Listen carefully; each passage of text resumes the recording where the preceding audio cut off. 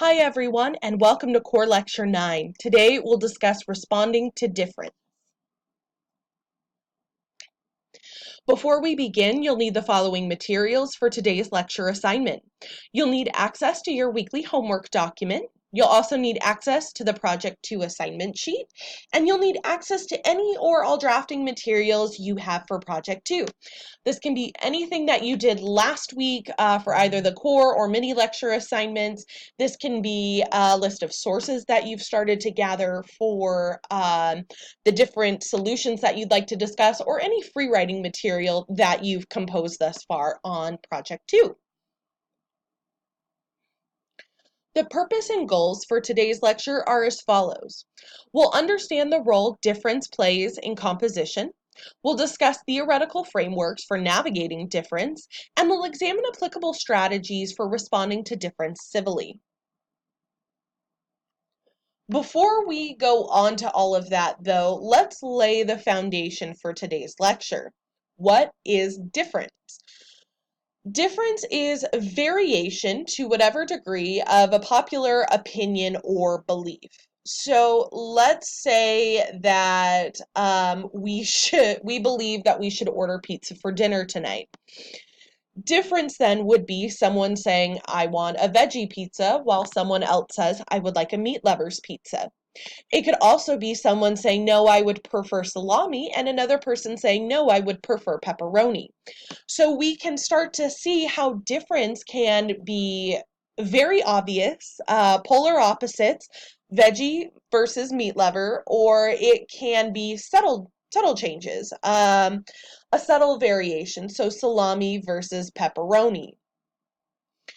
Difference, though, especially in academic and public-based composition, represents diverse thought, often derived from cultural and lived experience.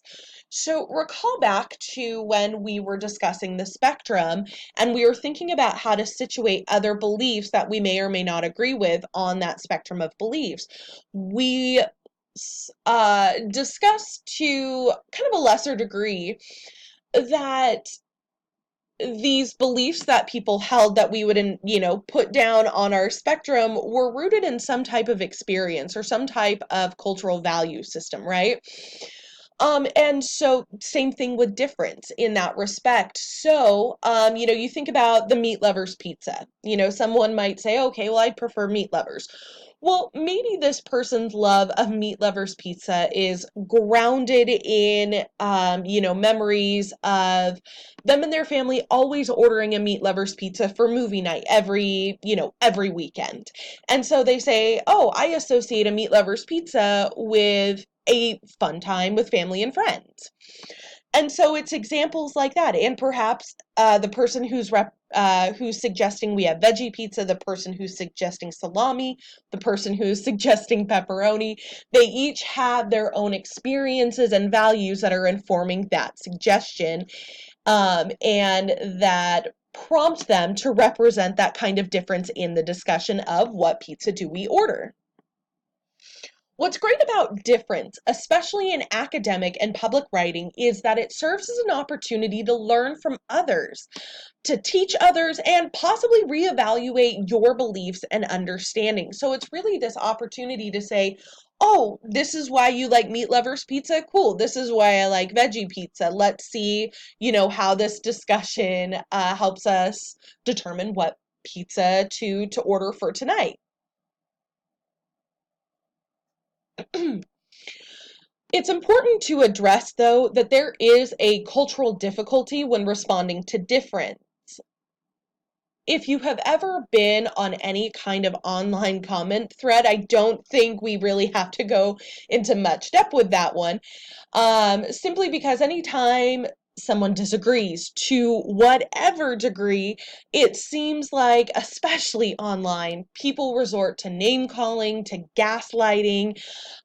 They use a number of logical fallacies in their argument to really dehumanize whoever happens to be engaging in conversation.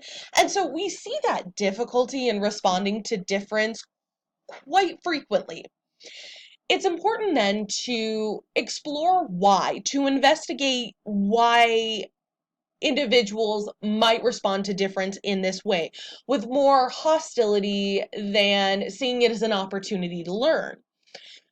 It's important to first address that we see our understandings or beliefs oftentimes as truth. Because we hold them near and dear, they are true to us. And oftentimes we will push or assume that truth is relevant to others. And so when people present difference, that can be perceived as others challenging our truths. So to say, no, I don't want to meat lovers, I want veggies. So that can be a challenge to our truth, as meat lovers is the best pizza because it brings family and friends together. When that really isn't the case. Perhaps someone is really just saying, oh, well, I just really like veggie pizza, we always used to eat it after soccer practice or whatever, and so that's why I suggest it. And so, because we see it as others' perspectives challenging our truth, we tend to shut down. What that also does is it challenges our personal and cultural understandings of the world. So if we go through most of our life thinking that Meat Lover's Pizza is the best pizza, and someone says, no, I like veggie, or I just like a simple pepperoni pizza, or I like a plain cheese pizza, then that, full stop, will challenge us to think, oh, well, what if Meat Lovers is not the best pizza? What if there are other, alternatives? And of course, that can be difficult and that can be challenging for anyone. Especially as the stakes become higher than, what kind of pizza to order for dinner. But when you're considering serious research topics, when you're considering serious public policies and protocols, of course, we can start to see the stakes being raised and difference becoming all the more challenging to respond to. So it's important to first recognize why difference is difficult to respond to before we can move on to strategies for effectively, thoughtfully responding to other perspectives in an ongoing discussion. So when we respond to difference, we want to embrace what's called an agonistic approach. Agonism, as it is conceived by the scholar Chantal Mouffe, writes that agonism is a discourse that frames with those with differing views, perspectives, opinion as adversary rather than enemies. That's so important because when we frame someone as adversary, then that just means that they have a different opinion as opposed to someone who wants to do harm with that different opinion. So, breaking those two terms down more, enemy then signifies a person or group who you view as holding a dangerous, unfounded opinion that can be readily dismissed. Adversary, on the other hand, signifies a person or group whose opinion you recognize has a valid opinion based on the nature of the person or group's cultural, historical, and political context. So to say, someone as enemy, if we go back to the pizza example, if I were to say, oh, this person who is suggesting Meat Lovers Pizza, they just, one way that we can respond to difference and we can push back against this um, sort of cultural difficulty that we've noticed is by embracing an agonistic approach. What is this word, agonistic? So it derives from agonism, and according to scholar Chantal Mouffe, agonism is a discourse that frames those with differing views, perspectives, opinions as adversaries rather than enemies. And this distinction is so important. Let's break them down in a bit more detail. So when we think of the term enemy, enemy signifies a person or group who you view as holding a dangerous, unfounded opinion that can be readily dismissed. So someone who is out there only to serve their own self-interest, those who only want to do harm with what they're suggesting, those who don't have an interest in the common good. So you could, let's say, to the person who is suggesting Meat Lovers Pizza, you could say, oh, they're only suggesting it because that's what they want. And they only, want to enjoy the pizza and they want to have all the pizza for themselves. So that would be, you viewing someone as enemy because you assume that it's based off of self-interest, that it is otherwise unfounded, and that it is not in the best interest of the wider group or those people who the decision will affect. Now, if you view that person as adversary, that signifies a group or person whose opinion you recognize has a valid opinion on the nature of the group or person's cultural, historical, or political context.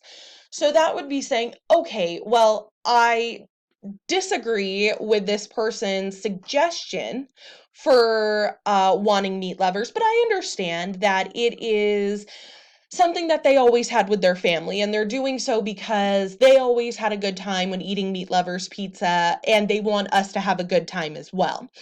And so that recognizes that, yes, there is a difference in opinions there, but the person is doing so again out of best interest for the group and to ensure the group's happiness, but that they just have a different way of approaching it.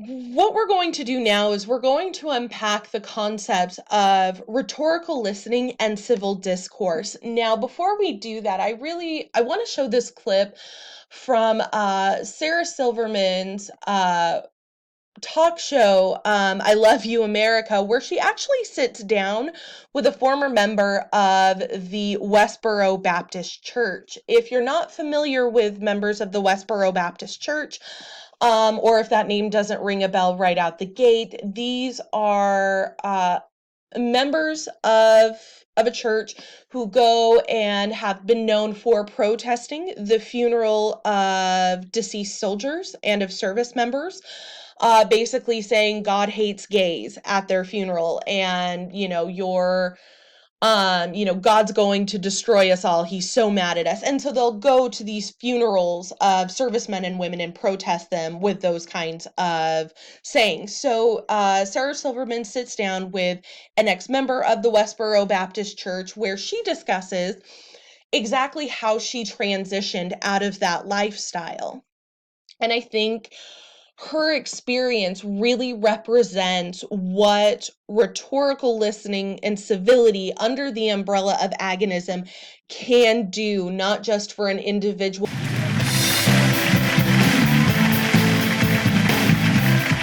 Every show I'll have one interview, and the common thread is that everyone I talk to will be someone who has experienced change. Our guest tonight grew up in the Westboro Baptist Church, which her grandfather, Fred Phelps, founded. You know them, they protest soldiers' funerals with signs like this. That is actually her in the photo. It was all she knew and everything she loved. But when she was put in charge of social media for the church, she found herself changed. Welcome, my friend, Megan Phelps Roper. Hello, friend. Oh, how about that picture? I love it. JewsKilledJesus.com. Wow. I'm so glad you guys got that domain name. I would be absolutely broken if you had to be JewsKilledJesus1.net. So, okay. The Westboro Baptist Church is considered a hate group. Why is that? Well, because we did a lot of things that seem hateful to most people. We believed that it was loving. We thought that, loving our neighbor was going to warn them the consequences of their sins. But we did things like, we celebrated 9/11 and Hurricane Katrina and every sort of human tragedy. We protested funerals. Like I said, we did it because we believed that was the definition of love. We thought we were loving our neighbor with those signs. So God hates fags was a way of loving our neighbor. Does that make sense? So tell me about your moment of change. So I got on Twitter in 2009, and that's where my first doubts really came from. Twitter was a lot like pickets at first. It was really hostile. I was saying incredibly provocative things, and people were responding in kind. And then after a while, there was this group of people, and just individuals, who because we were able to finally have sort of extended, ongoing conversation, you could have that on Twitter in a way that you couldn't have on the picket line. People got to know me, and I got to know them, and we got to see that neither of us, neither side was the monstrous, image we had in our heads. Okay, so you've said that you married your troll, which you did. You married your Twitter troll. And how was he able to get through to you? So first I should say that he would probably object to be calling a troll, to being called a troll. But he was arguing from a position of, yeah, I'm hearing what you're saying and I understand, I see these things in the Bible, but for instance, picketing funerals, like what about the family? We literally had a sign that said, God hates your feelings. So I had learned from a very young age to just dismiss people and their thoughts and feelings and how we impacted them. And my now husband, who at the time was totally anonymous and I didn't know, anyways, he's an incredible human being. It's practically like J-Date. But it's amazing that he and people like him took the time and had the patience to really effectively challenge me. I mean, I think it's incredibly important and a super effective tactic when you're dealing with extremists. Talking about extremism, I think that your presence in this conversation is so powerful because you literally understand, Charlottesville. This is something that you can genuinely kind of understand. Yeah, and I think one thing that's really important for people to understand is that I think extremists generally are not psychopaths. They're not, they're psychologically normal people who have been persuaded by bad ideas. And we can't expect to isolate these people and hope that those ideas will just fade into oblivion. We really have to actually engage those ideas and find ways of, one, understanding the mindsets of the people that we're dealing with, and then effectively constructing arguments and evidence and presenting those things. And it's not just for the sake of these extremists, right? Because they impact the rest of society. Young people, especially, I think, are more susceptible and vulnerable to them. So we present the arguments not just for the people who are in it, who are doing things that we find reprehensible, like what happened in Charlottesville. We actually have to address it. It is interesting because my first impulse, go, well, these extremists, they're not psychopaths, they're just normal people. And in my mind, I went, I don't know about that. And then I look at who I'm talking to, and you're the perfect example of that, Tell me what happened when you left the church. When someone leaves the church, they are immediately cut off from everyone in the church. And that's your entire family. Yeah, next month will be 5 years since I left. Wow. Such a short amount of time, really. Oh man, it seems like forever. I can't believe it's been that long since I've seen, my, oh, okay, I'm not gonna cry. I've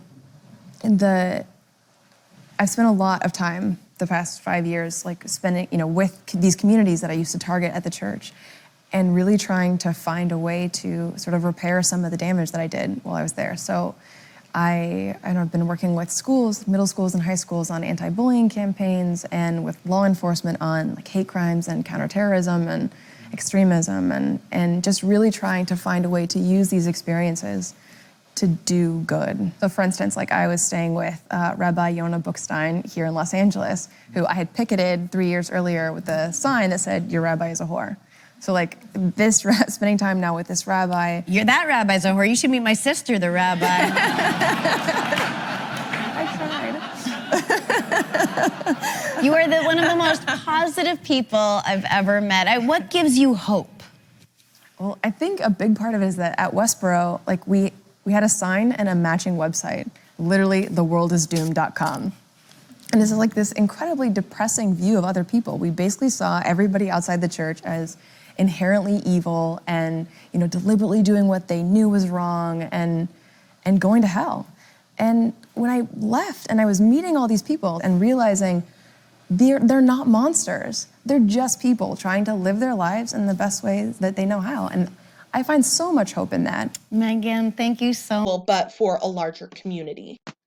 After watching that clip, we can definitely hear how the former Westboro Baptist Church member, confronted difference. She confronted difference in probably one of the most noticeable and radical ways possible, where she went from being raised in a culture that saw everyone else outside of that particular church as evil wrongdoers, but she ended up engaging in thoughtful, productive conversation with those who didn't believe that way. And we can see that she had the opportunity to learn from others, to teach others about where these views were commonly held with members of their church. And she really did reposition how her beliefs and her values functioned in the world, and we saw how she ended up even changing her beliefs.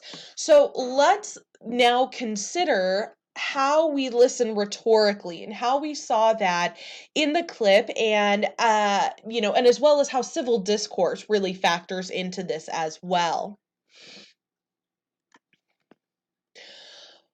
The term rhetorical listening might be a relatively new one, and it seems kind of like a wonky term, rhetorical listening. Oftentimes, when we hear the term rhetoric, we think of speaking or writing, right? Trying to convince someone of an argument.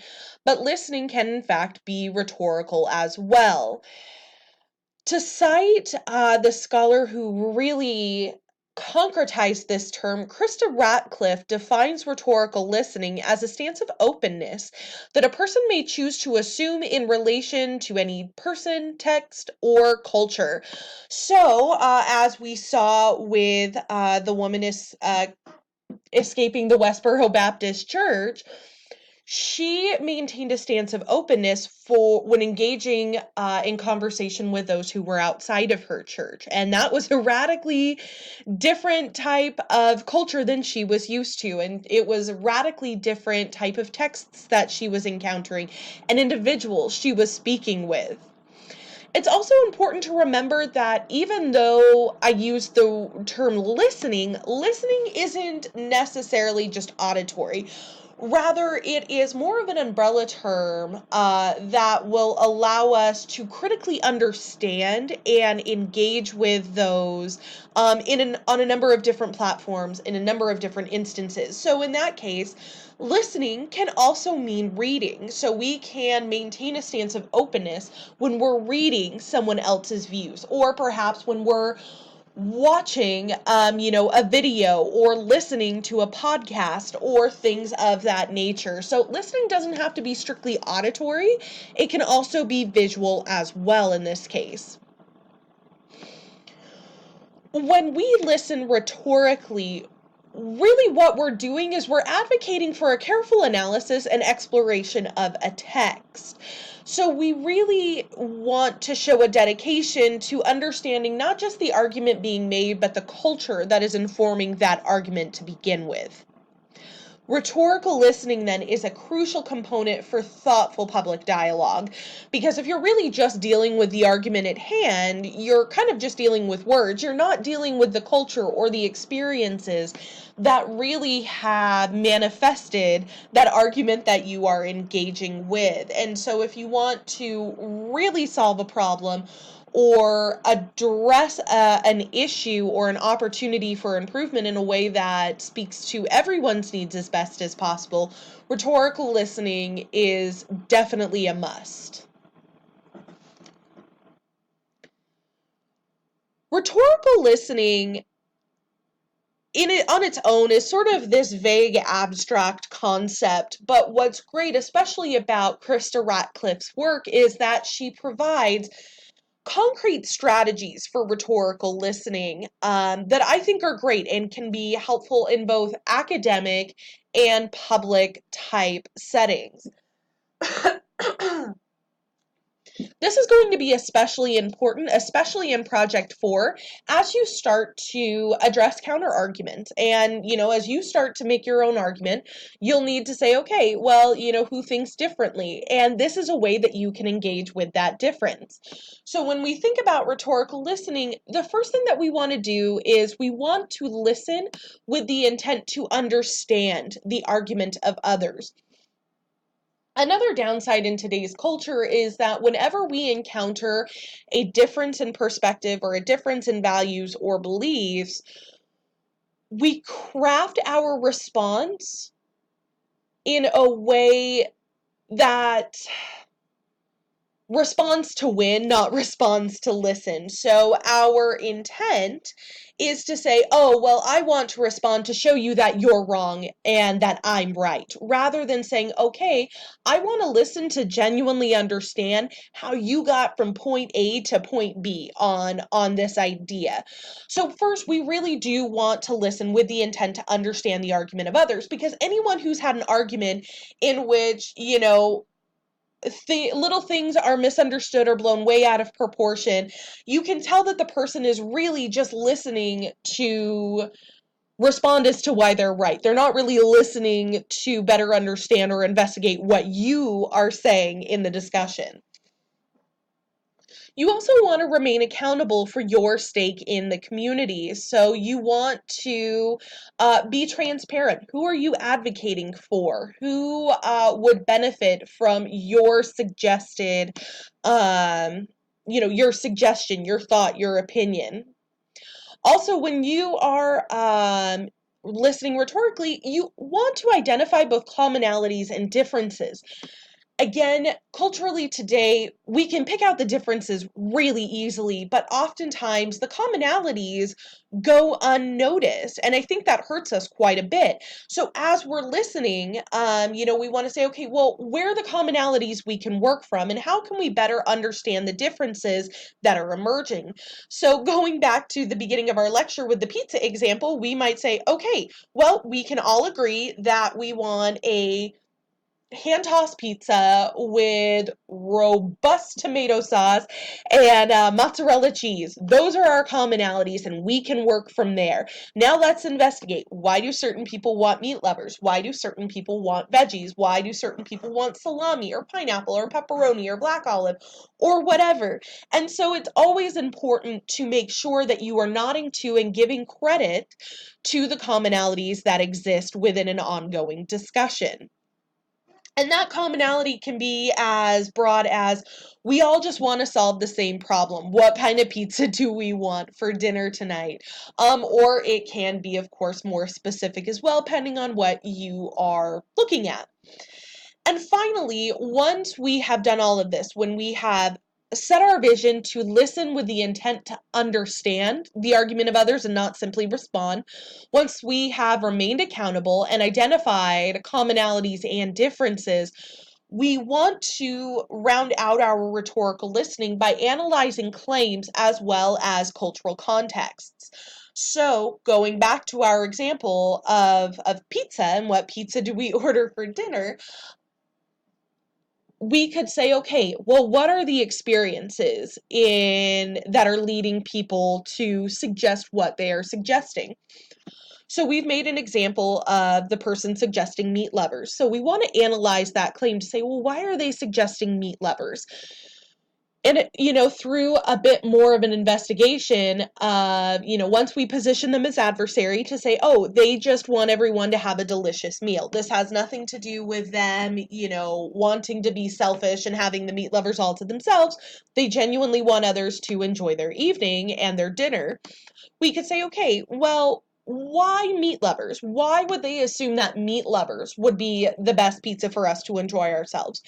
And then, through asking and responding with questions as opposed to counter arguments, maybe we learn that the person says, oh, well, when my family and I growing up used to do movie nights, we'd always order a meat lover's pizza. And that to me is something that represents good times with friends and family. Not only is it good, but it just, to me, it really illustrates having a fun, relaxing, enjoyable time. So that is us exploring the cultural contexts around, someone's opinion as well.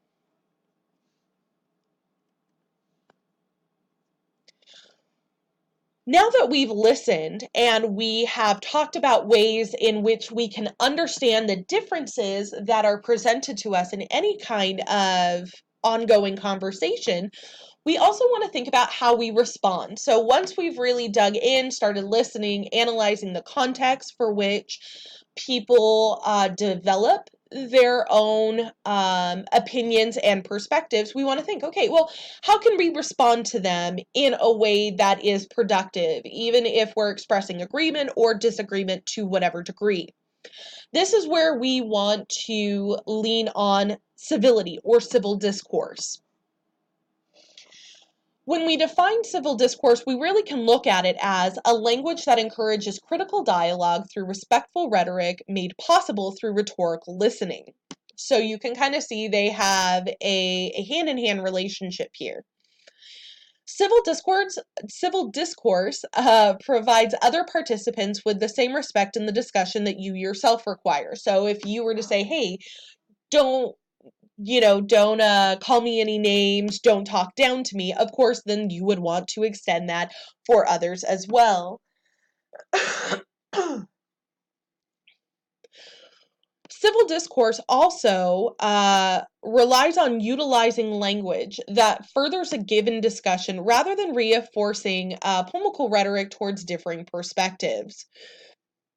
This is so important because with civil discourse, the point is to maintain the dialogue. Because think about it, if you are engaging in a discussion with someone about what kind of pizza to order for dinner that night, and someone says, you're a complete idiot if you think that ordering, ham and pineapple is the best option. That person is probably not going to want to engage with you in any other discussions. They are not going to want to continue that discussion that you are currently having. So perhaps even if you disagree with the idea of ham and pineapple, you could say, I disagree. Why, what makes you think that ham and pineapple would be the best? And are you open to other solutions, or what kind of compromises could we develop? So you see how that definitely keeps the conversation going, that keeps that person invested, but also doesn't dismiss them right out of the conversation. One thing that is so important to note about civil discourse and engaging with others civilly is that it does not require you to agree with other participants in the discussion. Oftentimes, I hear people say, well, civility just is a synonym for agreement. No, it's really not.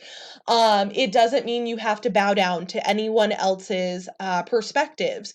Of course, if your views are changed, or if you were presented with new evidence or a new logic that really resonates, and you personally feel inclined to agree, then you certainly can. But if at the end of the day, if the person advocating for pineapple and ham pizza, if you don't still want a ham and pineapple pizza, that's completely fine. But you can still engage with someone while still disagreeing with them without being incivil throughout the process. Similar to rhetorical listening, there are more concrete strategies I think that we can use when applying civility and applying civil discourse. The first thing that we want to do, much like we started off with rhetorical listening, with listening to understand the argument rather than listening to respond, when we engage civilly with others, we first want to understand that we can grow from the exchanges with others. So maybe you are engaging with someone who says, hey, I would prefer ham and pineapple over pepperoni. Well, maybe the person who is advocating for ham and pineapple says, well, it's actually better for you for reasons A, B, and C. And so I then understand, okay, well, I have grown from the exchange. I've learned that ham and pineapple is better for me in these certain ways. We also want to listen actively and critically. And in doing so, we want to play the believing game. And this gets back to our emphasis on agonism. So when we play the believing game, again, we believe that the person who is making a suggestion wants to do so out of the betterment of the group or whoever is impacted by that decision or the solution to the problem we're trying to define. We want to resist binary thinking. So this is where we want to recall our discussions on the spectrum. So it's not good, bad. It's not pro, con, black, white, however, you want to visualize that binary thinking. Rather, we want to say, okay, well, these ideas exist on a spectrum. How can we better understand this conversation with that in mind? We also want to avoid fence building language. That's name calling. That is going to be instances of insulting someone or really trying to further create an us versus them mentality.